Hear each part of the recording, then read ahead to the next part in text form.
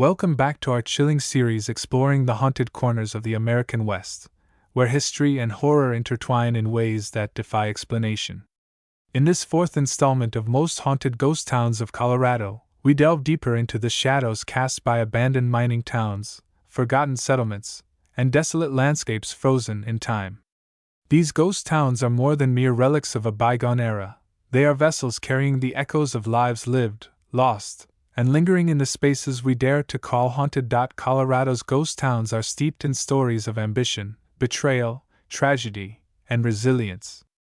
Once thriving hubs of gold rushes, silver booms, and frontier dreams, these places now stand silent, their weathered buildings and empty streets bearing witness to the rise and fall of human endeavor.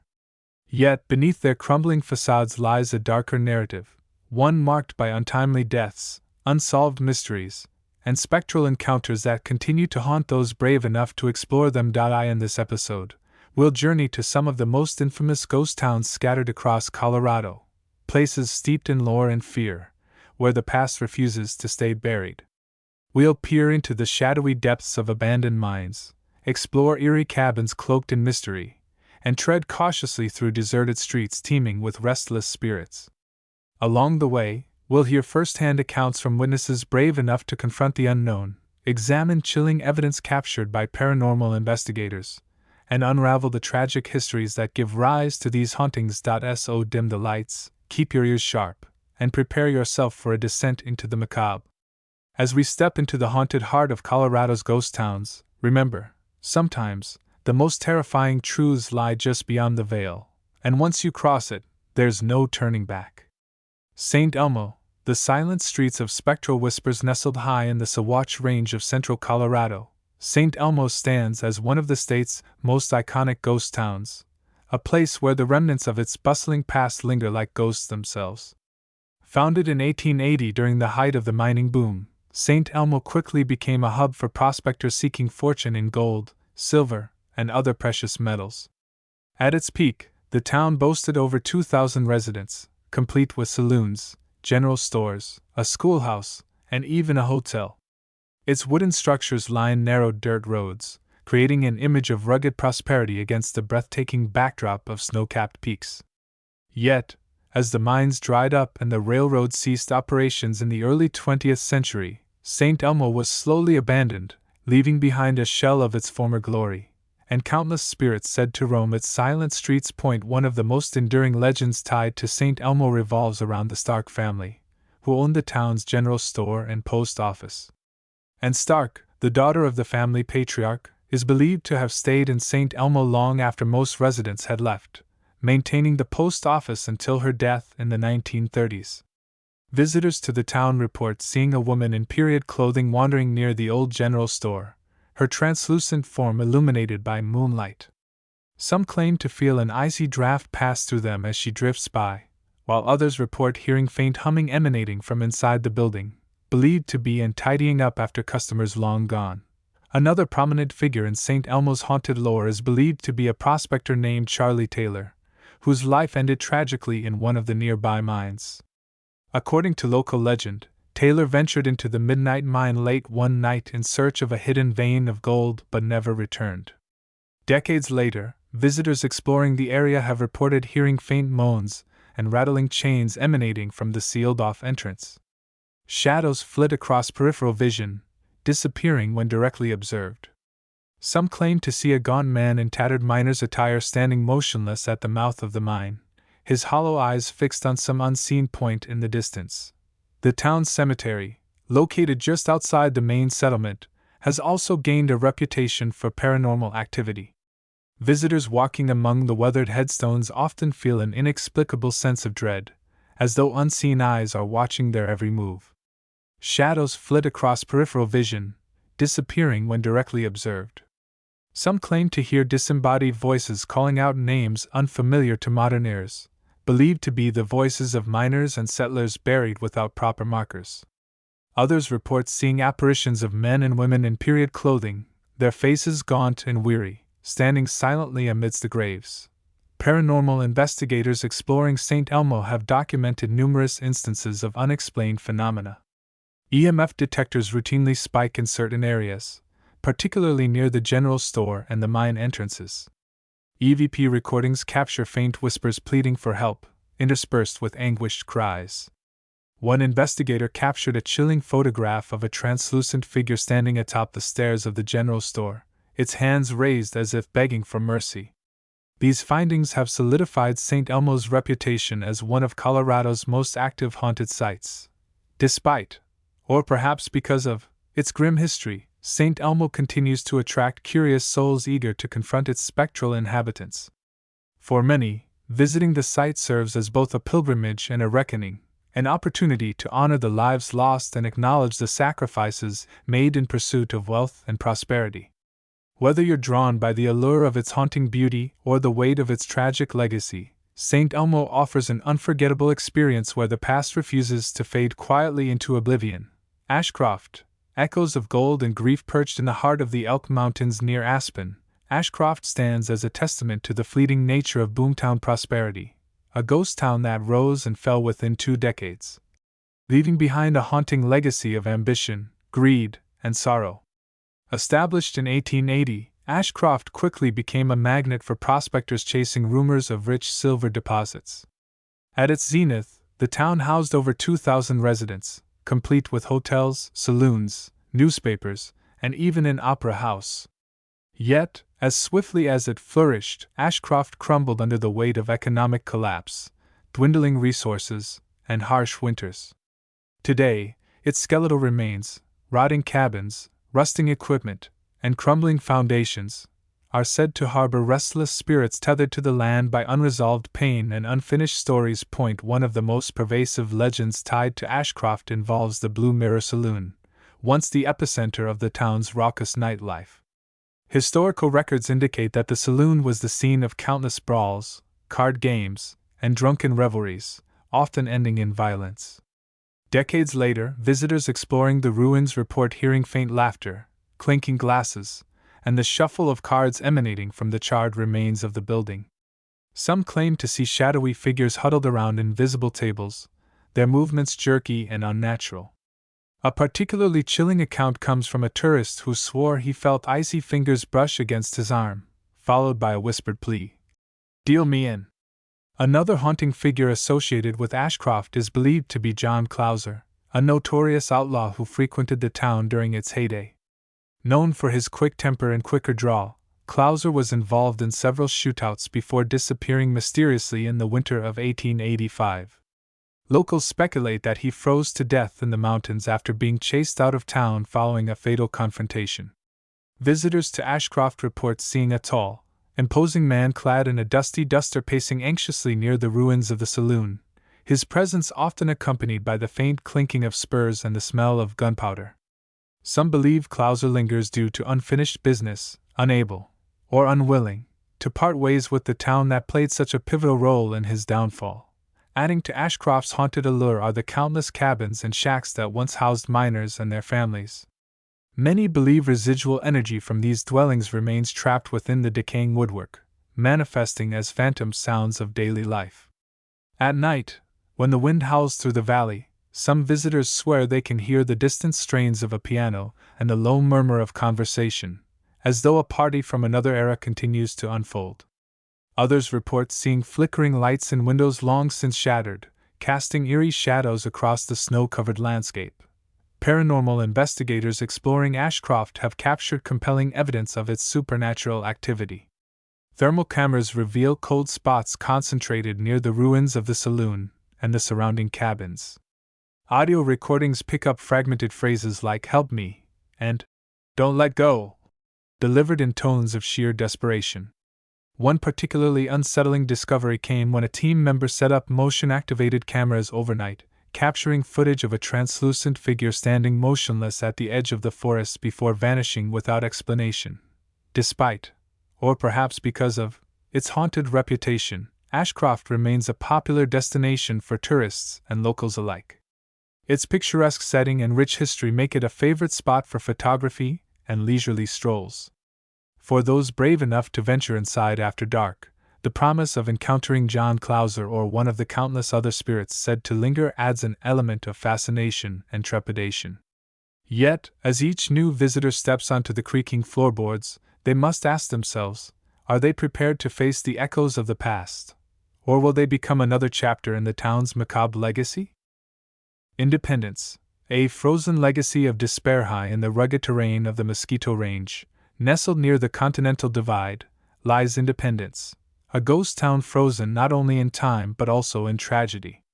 Founded in 1879 during Colorado's Silver Rush, Independence thrived briefly as miners flocked to the area in search of fortune.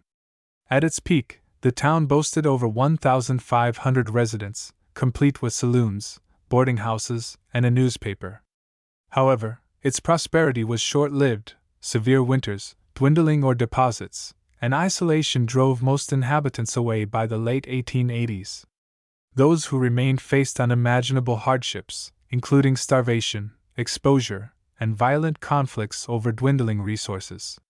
Today, Independence stands as a somber reminder of human fragility.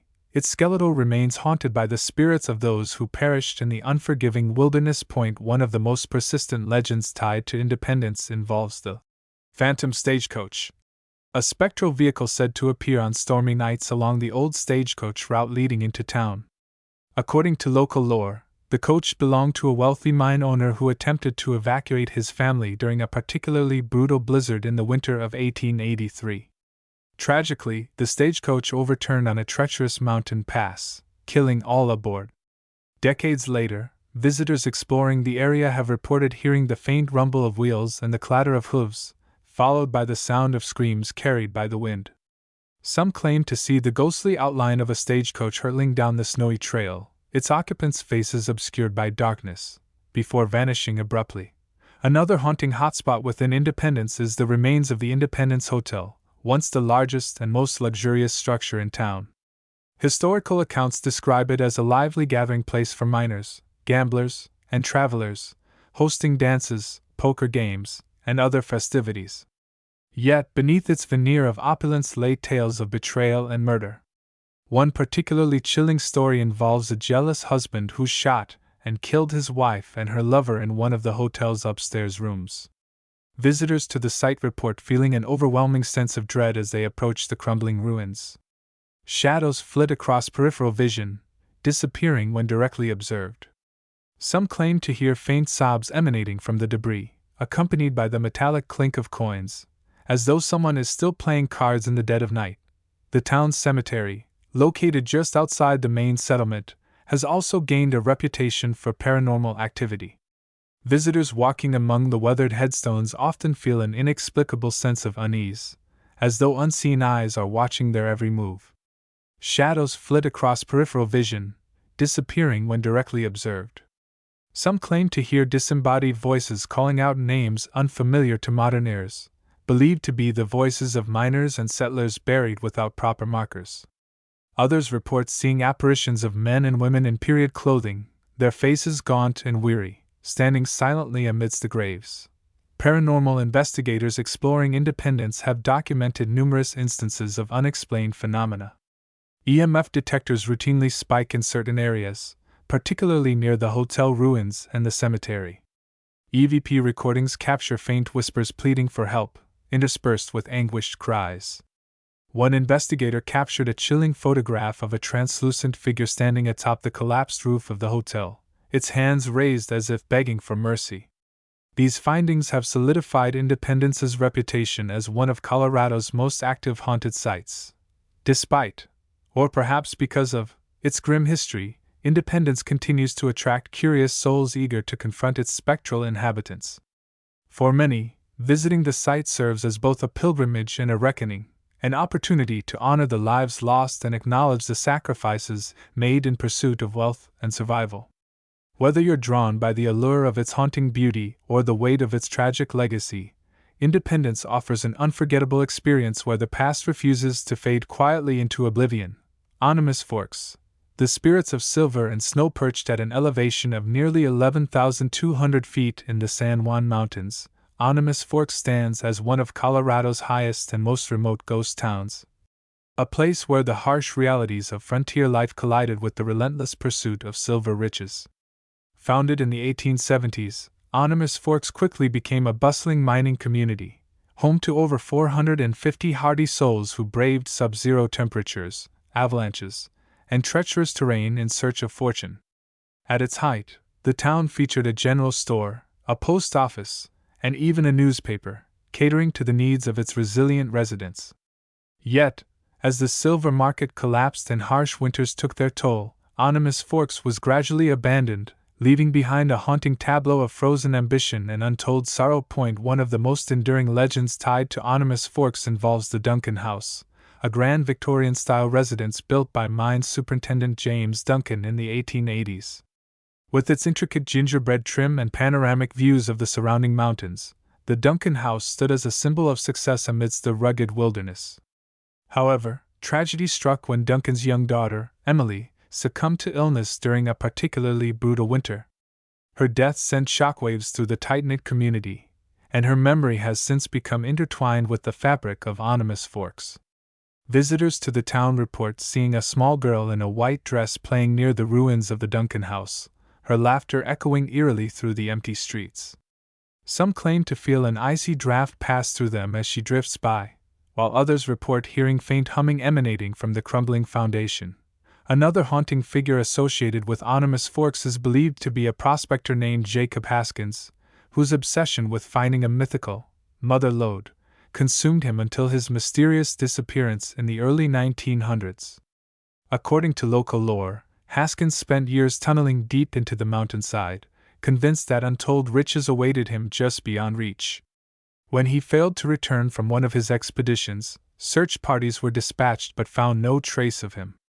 Visitors to Animus Forks report seeing a gaunt man in tattered miner's attire wandering near the old mine shafts, his hollow eyes fixed on some unseen point in the distance. Others describe hearing faint tapping sounds emanating from the sealed-off tunnels, as though someone is still chipping away at the rock in search of treasure. Adding to Animus Forks' haunted allure are the countless cabins and shacks that once housed miners and their families. Many believe residual energy from these dwellings remains trapped within the decaying woodwork, manifesting as phantom sounds of daily life. At night, when the wind howls through the valley, some visitors swear they can hear the distant strains of a piano and the low murmur of conversation, as though a party from another era continues to unfold. Others report seeing flickering lights in windows long since shattered, casting eerie shadows across the snow-covered landscape. Paranormal investigators exploring Animus Forks have captured compelling evidence of its supernatural activity. Thermal cameras reveal cold spots concentrated near the ruins of the Duncan House and the surrounding mine shafts. Audio recordings pick up fragmented phrases like "help me" and "don't let go," delivered in tones of sheer desperation. One particularly unsettling discovery came when a team member set up motion-activated cameras overnight, capturing footage of a translucent figure standing motionless at the edge of the forest before vanishing without explanation. Despite, or perhaps because of, its haunted reputation, Animus Forks remains a popular destination for tourists and locals alike. Its picturesque setting and rich history make it a favorite spot for photography and leisurely strolls. For those brave enough to venture inside after dark, the promise of encountering Emily Duncan or one of the countless other spirits said to linger adds an element of fascination and trepidation. Yet, as each new visitor steps onto the creaking floorboards, they must ask themselves, are they prepared to face the echoes of the past? Or will they become another chapter in the town's macabre legacy? As we traverse the haunted landscapes of Colorado's ghost towns, from the silent streets of St. Elmo to the frozen ruins of Independence, striking similarities emerge that transcend individual locations and histories. These patterns are not merely coincidental but reflect universal themes of human emotion, unresolved trauma, and the enduring power of memory.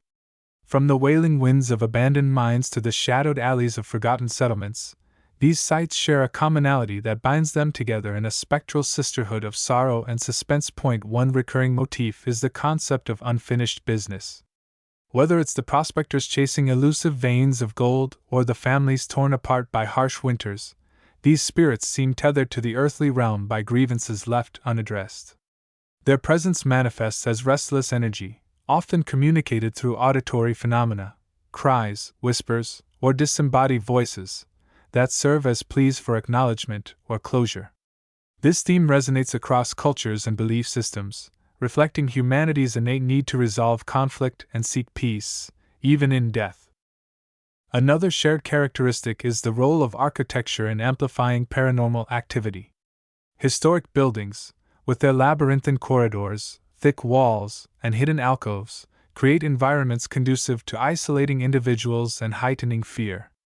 These structural elements act as metaphors for the psychological barriers erected by those who suffered within their confines, trapping emotions such as anger, despair, and regret.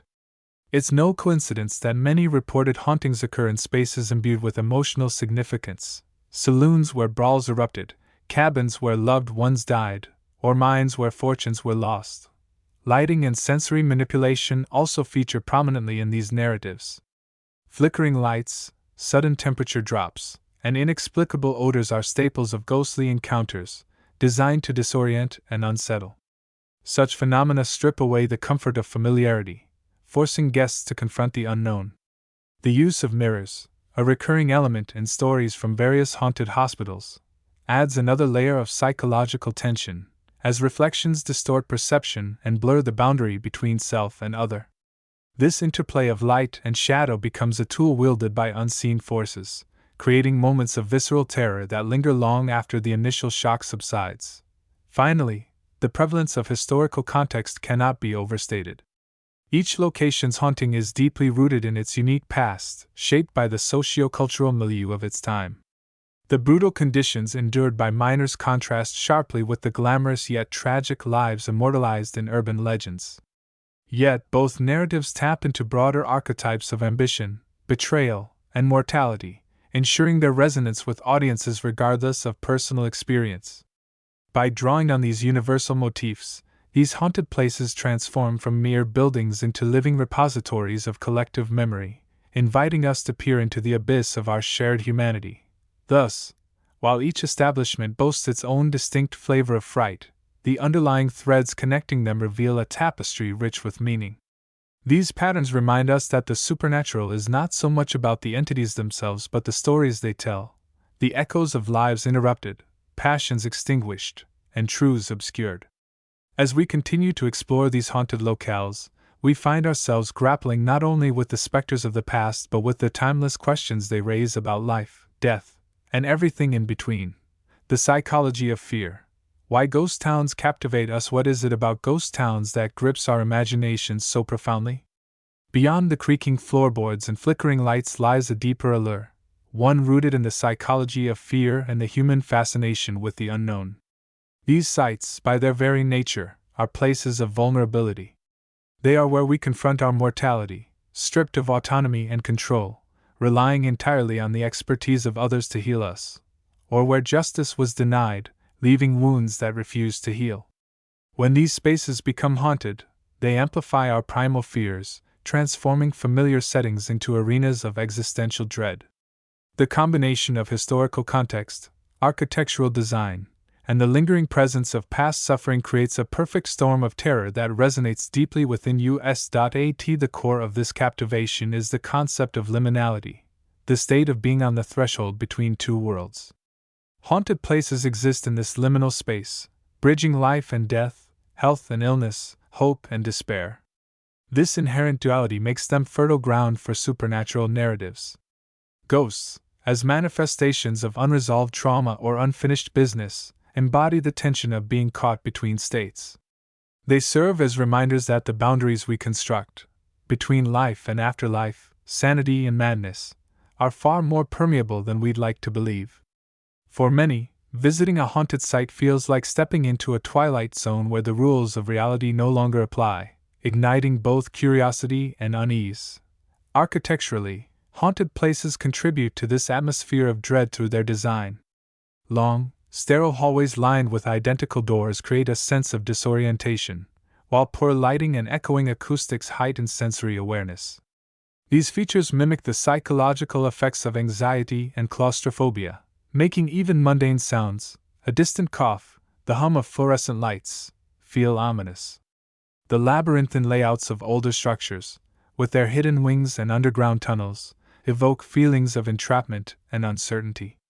Every corner becomes a potential threat, every shadow a possible harbinger of danger. This environmental manipulation taps into our instinctual fight or flight response, keeping us perpetually on edge. Cultural influences also play a significant role in shaping our fascination with haunted places. Media representations, from films like The Shining to television series such as American Horror Story, have cemented the trope of the haunted asylum, courthouse, or battlefield as a locus of horror.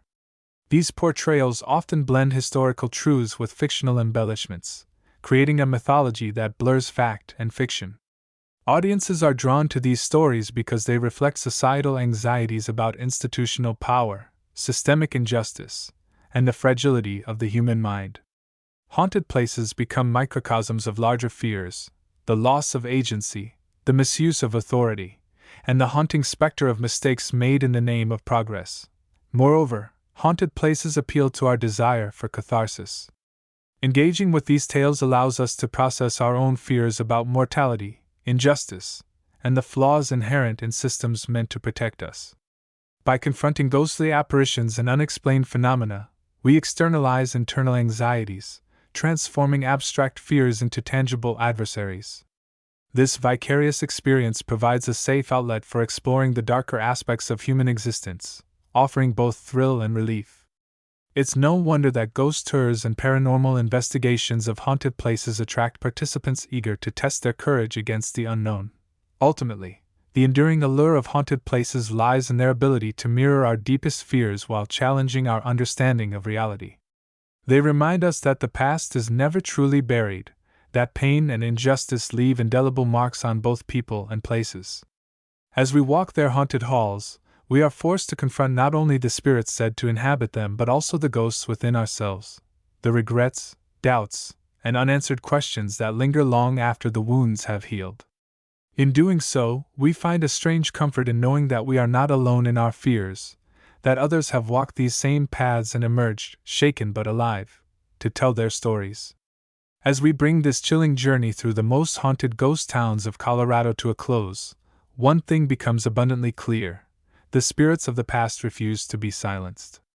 Each creaking floorboard, each whispered name, and each fleeting shadow serves as a testament to lives lived, lost, and lingering in the spaces we dare to call haunted. These stories are more than mere campfire tales. They are fragments of history, stitched together by human emotion, tragedy, and the relentless passage of time. They remind us that the line between the living and the dead is far thinner than we might believe, and that sometimes the most terrifying truths lie just beyond the veil. But why stop here? If these accounts have stirred something within you, a spark of curiosity, a shiver of excitement, I urge you to take the next step. Visit one of Colorado's haunted ghost towns yourself. Walk the same streets where pioneers once dreamed, stand in the cabins where history's echoes reverberate, and let the unknown brush against your senses. Whether you're a skeptic seeking proof or a believer eager to commune with the other side, these forsaken towns offer an unparalleled opportunity to confront the mysteries that lie just beyond comprehension. There's nothing quite like experiencing the weight of decades-old despair firsthand, feeling the chill of a presence that defies explanation, or hearing the faint strains of voices from another time. And when you return, share your story. Did you feel the icy touch of a ghostly hand? Hear the faint tap of footsteps in an empty corridor? Or perhaps nothing happened at all, but isn't that silence just as intriguing? Your experiences add to the rich tapestry of lore surrounding these haunted places, ensuring their legacies endure for generations to come. Share your findings with fellow enthusiasts, document your journey, and keep the conversation alive. After all, every whisper contributes to the symphony of the supernatural. Until then, keep your lanterns lit and your courage steady. The spirits are waiting.